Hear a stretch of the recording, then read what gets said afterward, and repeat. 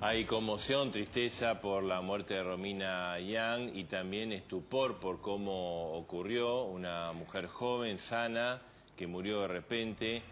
Bueno, uno de los diagnósticos es que fue una muerte súbita, y para eso queremos saber de qué se trata esto, y que vamos a hablar con el doctor Alberto Schiniger, que es el titular de la servicio de arritmia precisamente de la Sociedad de Cardiología Argentina. Doctor, buenos días, le agradecemos que nos haya atendido. ¿Cómo está usted? Buen día. Lo que le quiero decir es que yo soy el jefe del servicio de arritmias del Instituto Cardiovascular de Buenos Aires. Ah, bueno. Perfecto. Sí, adelante. No, le queríamos preguntar, ¿no? La muerte súbita, ¿de qué se trata?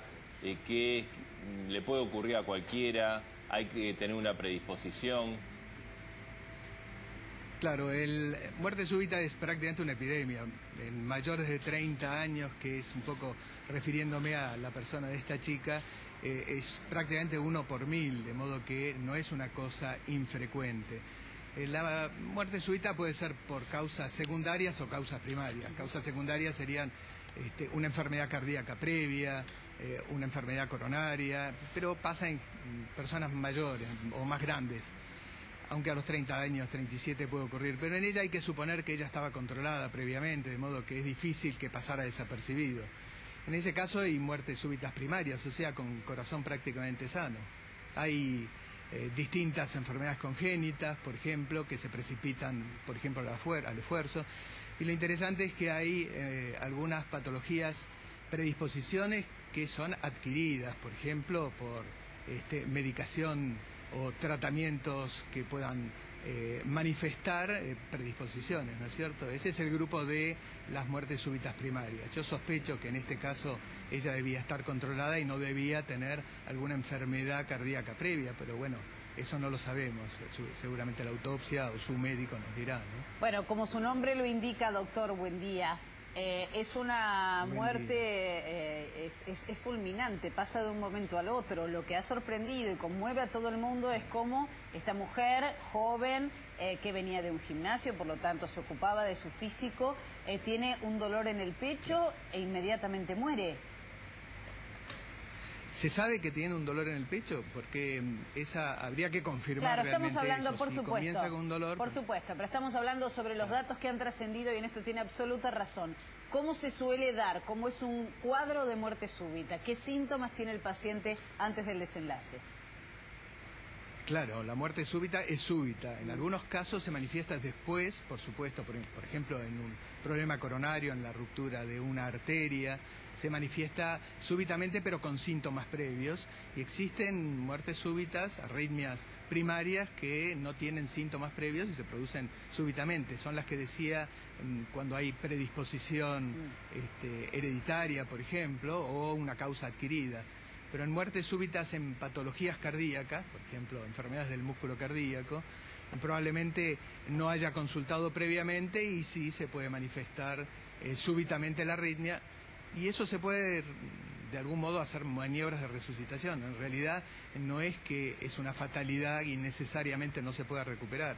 Lo que ocurre es que hay que conocer esas maniobras, que hay que divulgarlas, por supuesto, y tener los equipos, por ejemplo, un cardiodefibrilador automático de los que existen en los aeropuertos, claro, en algunas compañías aéreas.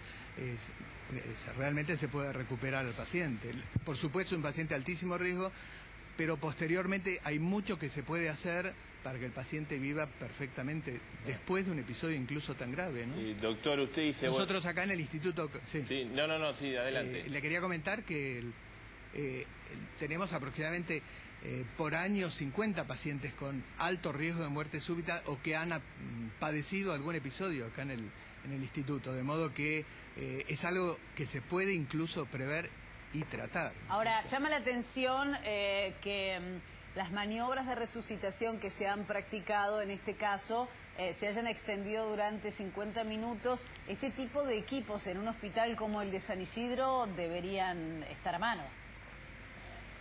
Están seguramente, pero si llega 50 minutos después, yo creo que en los 3 o 4 primeros minutos es donde se resuelve el tema. Las maniobras de resucitación en ese momento. Por eso creo que en general en la población hay que educar en cuáles son las maniobras. Pero no solo eso, tienen que estar disponibles equipos automáticos de desfibrilación, se llaman, que generan un shock eléctrico que recuperan, y a lo mejor no estaba disponible, o sí. Hay que tener en cuenta que no todos se recuperan, creo que un tercio no se recupera, ¿no es cierto? Doctor, usted decía, bueno, que uno puede estar predispuesto, ¿no?, como comenzaba la charla, o por una cuestión hereditaria. ¿Y cómo eso se puede prever o no? ¿O uno hay que hacerse exámenes? ¿Cómo uno puede saber si tiene alguna tendencia a este tipo de, digamos, de desenlace? Claro, en las muertes que son secundarias a enfermedad cardíaca, bueno, no hay que explicar, se puede conocer, existe una buena clínica y la tecnología suficiente como para saber que el paciente está enfermo y tiene la predisposición. En las primarias, estas pueden ser adquiridas o congénitas. Hay cambios, alteraciones genéticas que son congénitas, que no siempre se manifiestan en el electrocardiograma, pero que algunas maniobras, algunas formas tenemos. Existen los estudios complementarios que nos manifiestan que puede tener esta predisposición, y esto tiene una tasa importante de muerte súbita. Por ejemplo, en algunos síndromes, el síndrome de QT prolongado, Brugada, por ejemplo, o Wolff-Parkinson-White, son síndromes que predisponen el ejercicio, incluso puede desencadenar el episodio de muerte súbita. Claro. De modo que sí, se puede detectar, un control lo detecta. Y hay formas primarias que realmente son muy difíciles y que hay que ver los antecedentes familiares. Por ejemplo, en estas formas, el antecedente de muerte súbita en la familia incrementa 8 o 9 veces la probabilidad de tenerlo, ¿no? Seguro. Y doctor, ¿hay alguna edad para hacerse esos estudios? Porque, bueno, hay mucha gente, en este caso, Romina Yan, una chica muy joven, y hay otros casos también que se conocen de gente que es joven, ahí entre los 30 y los 40 años. ¿Hay una edad que hay que hacerlo? Bueno, una buena clínica lo muestra desde chiquitos, digamos. El pediatra reconoce muchas veces alteraciones que incluso aparecen simplemente en un electrocardiograma.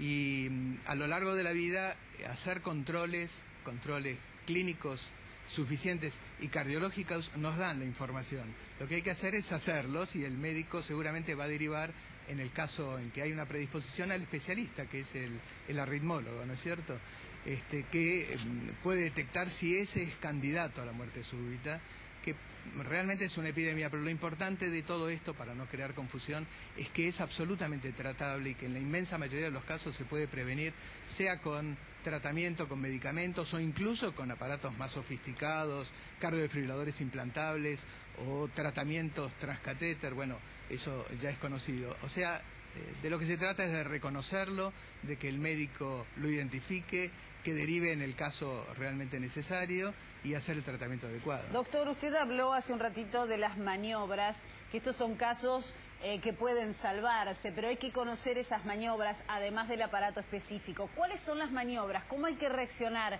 frente a un caso así?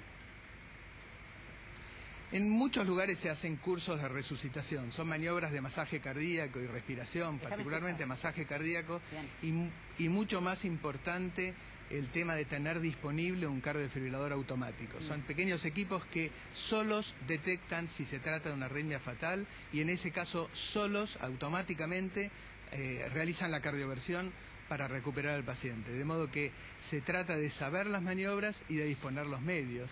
En muchos lugares ya hay, y esperamos que en los lugares de gran concentración, canchas de fútbol, etcétera, haya disponibles equipos. Claro, es verdad, que realmente además salvan la vida, ¿no? Absolutamente, hemos conocido casos, por ejemplo, de jugadores de fútbol, con casos de muerte súbita, en pleno partido. Lo último, ¿hay algún factor psicológico que incide en la predisposición de quienes tienen este tipo de afecciones, no de una muerte súbita, pero de sí empezar a sentirse mal cuando escuchan una noticia así? Porque esto nos coloca a todos en un lugar de vulnerabilidad.